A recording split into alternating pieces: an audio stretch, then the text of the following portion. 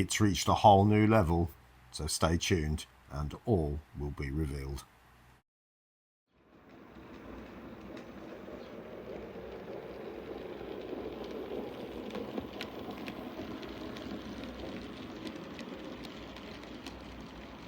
Well, good morning everyone and welcome back to Piccadilly Eastway. Now, going back to the warehouse now, I'm starting to think about how I'm going to attach the next level and subsequent levels so that I can actually remove them. Now, before I went any further, I have made this template which fits over the top, and obviously there'll be another bit to go at the back end as well, so that will become one big piece as opposed to two little pieces. And initially I cut out all these, for want of a better phrase, corner pieces if you like. Now, having done that, I'm now regretting that, because I'm thinking I could do with something that's going to ledge over the top of each of these pillars.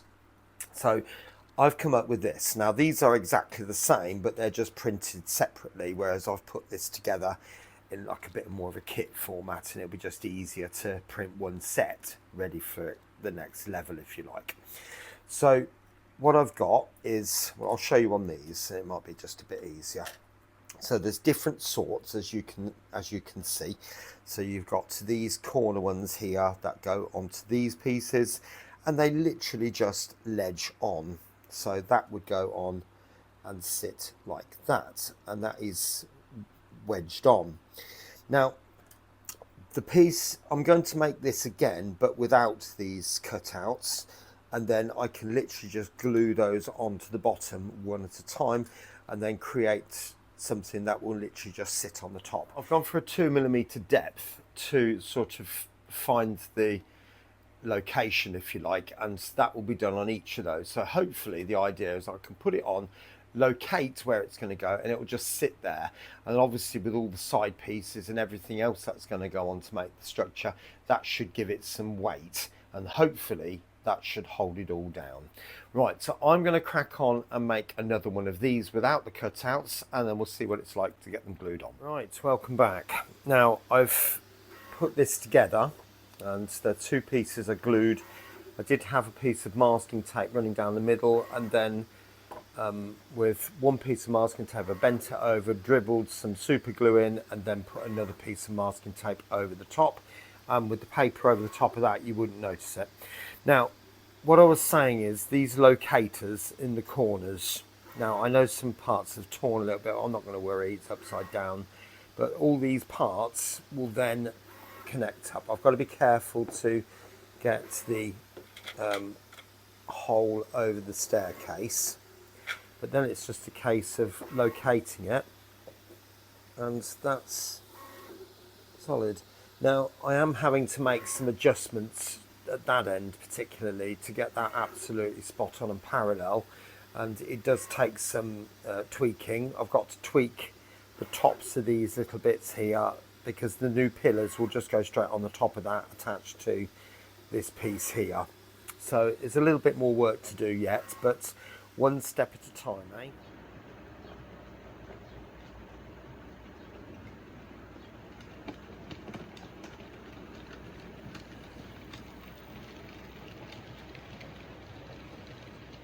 So this floor section now is finished, and as I said before, I've put these like corner pieces on with the 2mm lip, and I've also gone around the outside and put these pieces on all the way around, all the way down there, as you can see from there. Okay, so that is nice and solid. I decided to repaint the top because for some reason the ink seemed to be coming off. I've never had that before, but there we go. So, but I do quite like these marks here.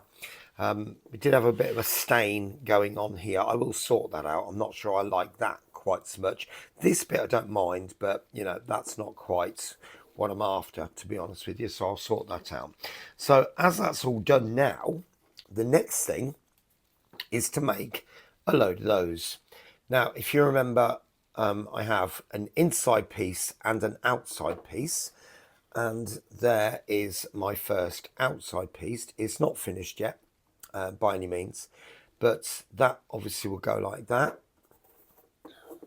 once they're all glued together in a very similar way to what I did these. And that will sit on top there, kind of like that. All right. And then there'll be a pillar going either side there as well. And likewise all the way around. So it will be a case of working out what the distances are, etc., etc. And then when I've done that, I'll put another level on the top, and there'll be two smaller levels. So there's two levels where these parts are split in two, if you like. But this level is where the main warehouse racking is going to go. And then above will be offices and a canteen, etc., etc., etc.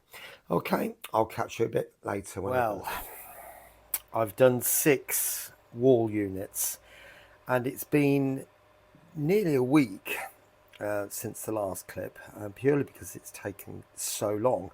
Now these ones have windowsills, these don't, but otherwise they're exactly the same. So there's the back, and so all these different parts are covered. You have to cover each section. There are some little, I think they're plasters, if that's the right term. And also the fronts there, these have had extra bits here and here, and all the parts here. Now I did experiment with scan and cut, or print and cut, on the Cricut, but I didn't do it properly, I don't think. I ended up cutting them out by hand with a pair of scissors. So I'm going to investigate that again. I think I know what I did wrong, but you know, if I can get those cut out with the Cricut machine, that will save so much time. So what's next? Well, I've got to varnish all these, and then it's making the windows. So I'll come back to you shortly. Well, I've worked it out, and as you can see, these are stickers. And that, as you can see there, that does come off. Now I've got to put it back on again, haven't I? But anyway, the point is, one of the things that I did was I put all this together in Affinity and then exported it as an SVG file, thinking that Cricut would automatically locate all of these, but it didn't. It read the whole thing as one file, if you like. So all of that was one, not 80 or however many is there. So when it didn't cut properly, I went back in and I thought, if I import one arch and remove the background and then duplicate it in Cricut Design Space, that worked, as you can see. And so I've now got a sheet of dark and a sheet of light. So when I come to make the rest of these, because there's going to be loads, I mean, I've made 6 at the minute, but I'm probably going to need around about 20 of different shapes and sizes. So some shorter pieces or narrower pieces with maybe 1 window, some with 2 windows, some with no windows at all, but you know, whatever. So it'll be just really quick now just to peel these off, stick them on, and then I can varnish over the top. That's the plan. Catch you later. Right, so I just thought I'd show you how I put these windows together. Now I've 3D printed these, as you can tell, and I've done them on a raft. And the reason for that is because of all this fine work inside there. If I was to try and remove that from the print bed, particularly when there's Pritt stick on it, i.e. that type of stuff, other glues are available, but it probably wouldn't come off very easily and I'd end up destroying it. So printing it on a raft does really help. I'm not saying some haven't been destroyed, but the majority come off without any issues. Now, some of you might be thinking, well, why have I chosen this particular design for the window? Well, that's the kit. So you can see there, that's the exact window that I've got there. So all I've tried to do is to replicate that. And you obviously got these 2 bars coming vertically there and a big horizontal one going across there, which is what I've tried to do there. So, but anyway, all I then do is just peel this back, just very gently. Now, some little bits do get stuck. Now, if I was to force that and twist it, which I would normally for items that are on a raft, it would just break. So I'm literally just going to slither the scalpel underneath, and then I'm going to look at it. Now it's a bit hard to see under this light, but there are some bits where there's some tails that I've not cut, that I've not printed correctly. So I'm just going to put the scalpel in there and just sort of break them out a little bit. So stringing, if you like, that's the other way of looking at it.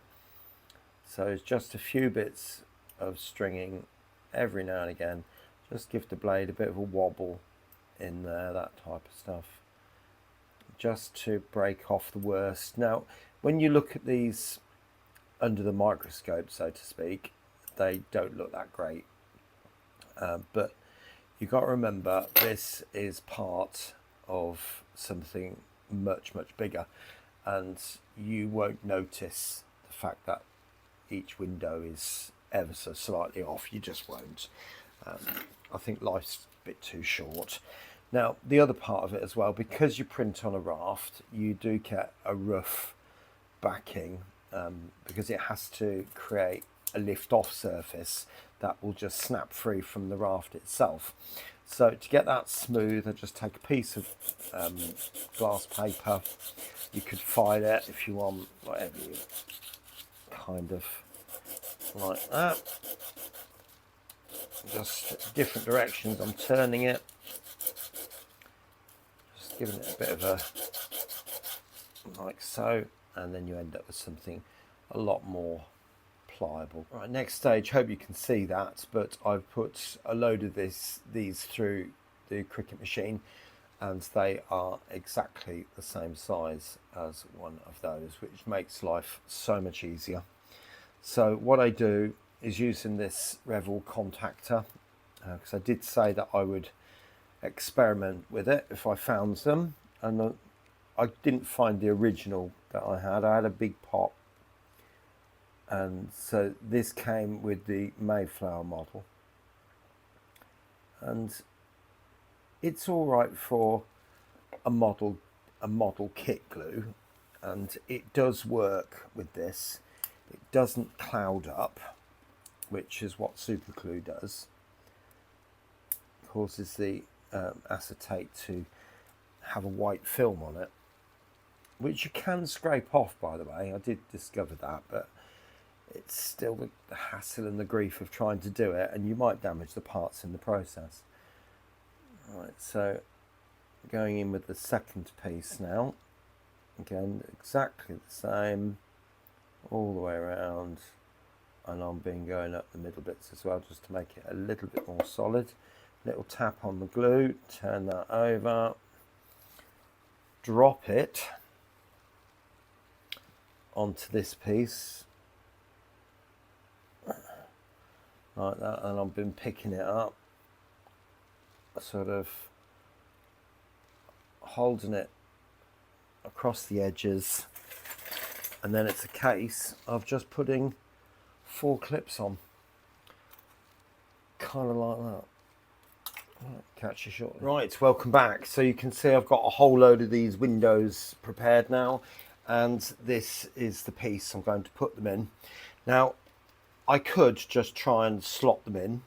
Now, despite lots of effort to get these the right size and to get these the right size, there is always a little bit of fettling to be done.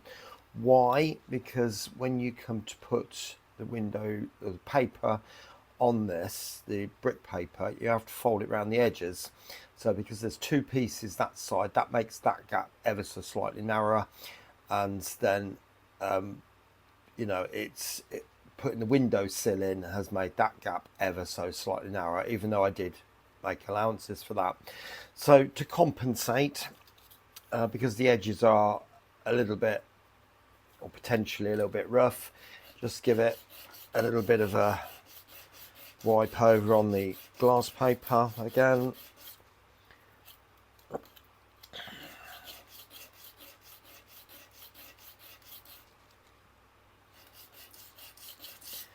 There you go.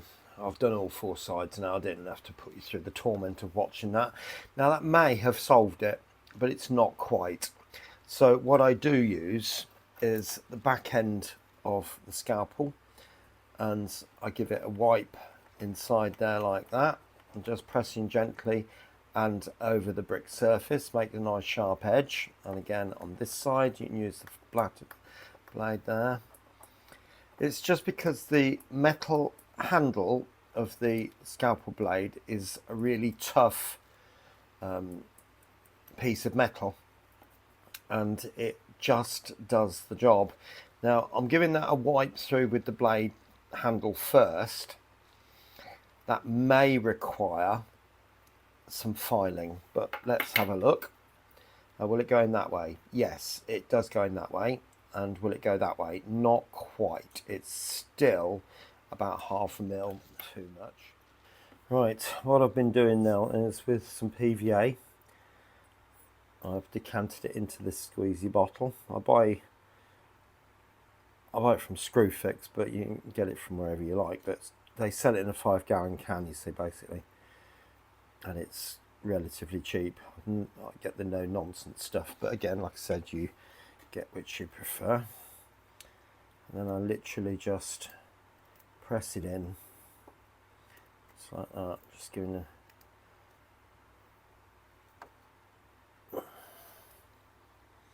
and the secret here is making sure that it's level. And so I'm looking down the edge here, I'm looking down the opposite edge. You can see that's not quite, but that gap, this corner is a bit too far in, so I'm just going to give that a gentle press up. And it's just a case of just pressing it in the varying positions to get it to sit properly. Yeah, I think, no, it's not quite right. There we go. I think that'll do. And so there's the first one. And I'll just take a brush then and wipe off any excess glue. I mean, I don't want to wipe it off all of it, obviously, but just if it's clumping like that, just get. There we go. There's the first one complete. So all 6 windows in, so you can get an idea about how that's going to look. And from the inside, so all the 6 window sections look exactly the same. All got window sills, all got these bits down the sides, and obviously the windows are the same. There is one section that has got a door. I think it might be there, but when I do the final reveal, I'll explain that and why that's there and so on. So it's just a case of getting that fitted. There are some columns to go in like that. That one's exactly the same. That's the raw 3D print, and that one's just had the wrap put on it. So that one will be done at some point, and they'll sit kind of like that. It's ever so slightly far back, so there is a recess there, so to give it an extra little bit of interest, so it's not all one big flat building. That's the same why the windows are set back as well, so it just adds that little bit of extra interest. So I'm going to get these on the layout, and I'll show you how much I achieve shortly. And there we have it. Almost all of the second level is in.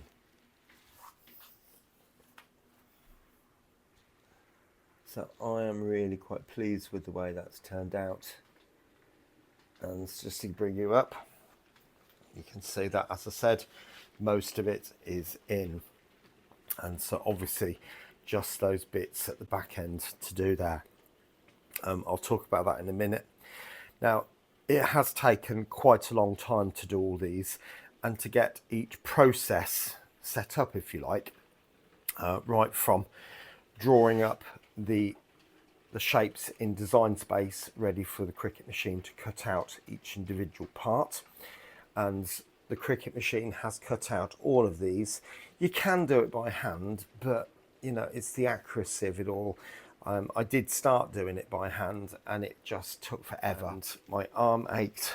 It wasn't good. And I'd only done 20 odd windows. And how many windows have we got here? I dread to think at the moment. But it's kind of reminiscent of the mill I did in the end gauge, and I think I used the Cricut machine for that as well, I can't remember. But then once I'd done that, it's a case of then printing off all the different textures and modifying the textures, because obviously we've got panels here with 4 windows, and that one there is 4 windows as well, that type of thing. Printing off all the columns, all the capping pieces that have gone down the bottom here, and so on and so on and so on and so on. So it has taken quite a while to get to this stage. Now, just before I go, I did say I was going to put a door in there, and you can probably see it there, and certainly from that side, just there. Now that is because I need to hide this area here where the railway lines are. I don't want trains running through there with full lights on and you can see exactly what's going on. So I am going to put a fire escape down here, which will be like a little balcony. So it will probably leave a 1mm, 2mm gap that side, and then the fire escape will go probably to cover the area that I need, probably up to about here. So somebody can go out and have a picnic if they want to. Why you would do that next to a bridge, I don't know. And then I've got to try and work out a way of getting maybe some steps or something coming down here. It might be having a ladder down this area here, so it comes out behind the gate and then people can escape that way. I don't know at the moment, but that's my plan. But you can see that's quite a nice space inside there. So that's going to be fully racked out. I'm going to have to 3D print those at some point. And then maybe a couple of forklifts working inside there, that sort of thing. I am planning on having another 2 levels above here, which would be quite nice. And thinking it might be quite nice for the 3rd level to also be racked out, but it's only going to be so high, that sort of thing. So that's going to sit on top of there plus another one, so it's going to be up here. But if you've got any ideas of what can go on the top level, now obviously offices, a canteen, anything else you can think of that you'd normally find in a place like this. Maybe some of you work in a place like this and your place has got maybe a gym, I don't know. But if there's anything else that you can think of would be quite nice to go on the top level, that would be really handy to know. The 3rd level, as I said, I think would be quite nice to have shelves in there, so people going around doing hand picking. I am going to put a lift by that blank wall there. Somebody comes up with a pump truck, that type of stuff, up the lift, and they can do all the hand picking on the 3rd level, take it down to the bottom level, and then somebody with the forklift then can take it out to the loading bays. Now, as I said, these walls need to be finished, and that wall at the end there is going to be a loading bay for lorries, and small lorries. I'm talking 7.5 tonner type things.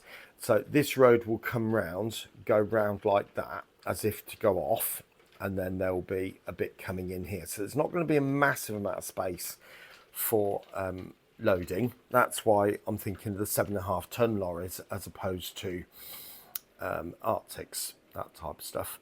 So if you remember, I bought a Stobart lorry a couple of weeks ago from my local model shop. It's that type of size lorry I'm thinking of. That's been packed away at the moment for the time being because I had new broadband, so you know it's all in boxes upstairs at the moment. But anyway, as I said before, then the heritage line will come in and go off kind of like that, and the road will come off and go off like that. So there'll be that sort of amount of space for the loading area. But anyway, I hope you've enjoyed seeing how this has come together. As I said, I am going to finish this first level, the 2nd level, with the walls before going to the end gauge, and hopefully I should be able to get those done in the next 2 or 3 days. And then hopefully next video I will be going to the end gauge, explaining what I'm going to do, and maybe even make a start on it. Anyway, you take care of yourself, and I will see you again very, very soon here on Piccadilly Eastway.